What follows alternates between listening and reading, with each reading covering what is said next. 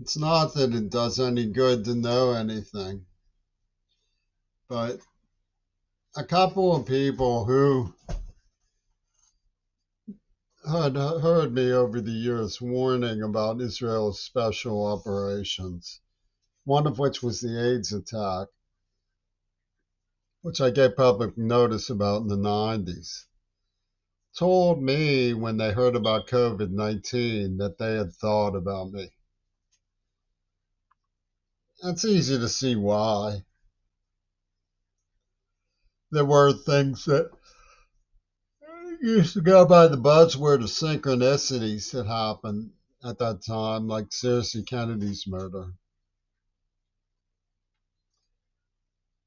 But if anybody wants to know what I think as a person who studied and lived through the civil rights movement and whose parents were actively engaged in historicizing it,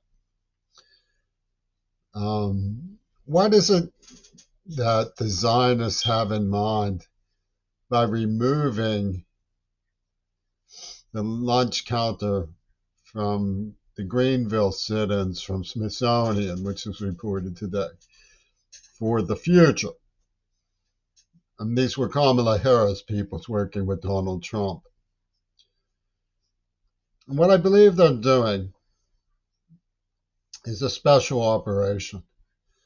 What they're going to try to pull after World War III or whatever tune is up to, if there is an after, is try to weld together the notion that Holocaust revisionism is to be warded off, and it's the number one priority that no one ever be allowed to forget the Jewish Holocaust happened, no matter what the Zionists do. And the lunch counter demonstration will be used as solidarity. They are vanishing. They destroyed universities, museums, um, hospitals, children, schools, ambulances, fire trucks. They exterminated people. They cut children, baby girls in half, and lied about what had happened at the supernova rave, which was organized by them with Hamas so that they could do this. So they're erasing history. But what they plan to do is make people so guilt ridden with the abandonment of history that they reconstruct history around the Jewish Holocaust entirely and forget about all of the things that had been done to them. A lot of this should have been looked for all along because it was a foolish notion that black people could make a piece of dignity with anything other than the public trust. It was a foolish notion that they could be bribed into special advancement, that their celebrities would somehow come down on the side of the right and the just.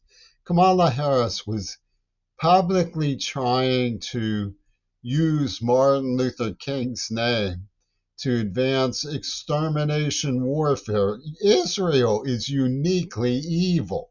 They keep talking about how Hitler was uniquely evil. Israel is uniquely evil. Those people are out there.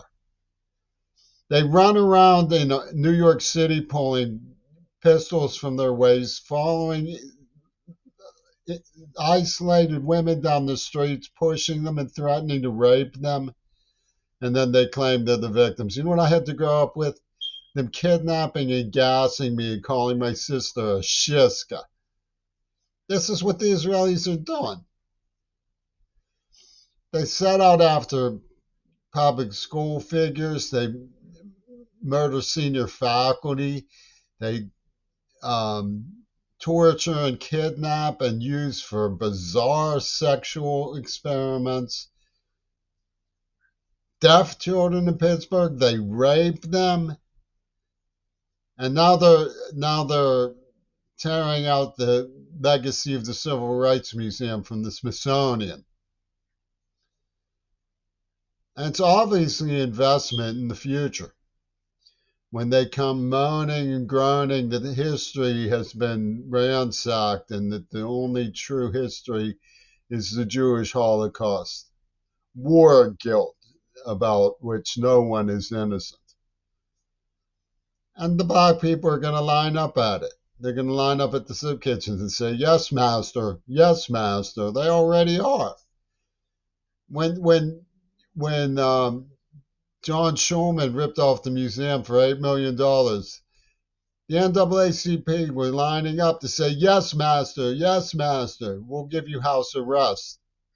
We will forgive you." And when they heard that I had been kidnapped and tortured, they were saying things like, "You're not special," because the Zionist masters told them to. And so, if you think that obedience to Josh Shapiro, the little wormy dude who runs Pennsylvania government, Josh Shapiro, the one who forges your names on bombs they drop on children in tents. If you think the NAACP will put the dignity of the civil rights movement before licking his boots clean of mud that he got tromping through the mire of Pittsburgh's provincial norms, think again, because they're not going to go that way. Martin Luther King's name is going to be evoked for genocide over and over and over. Biden is going to go down with the genocide ship, and he's going to take us all with him.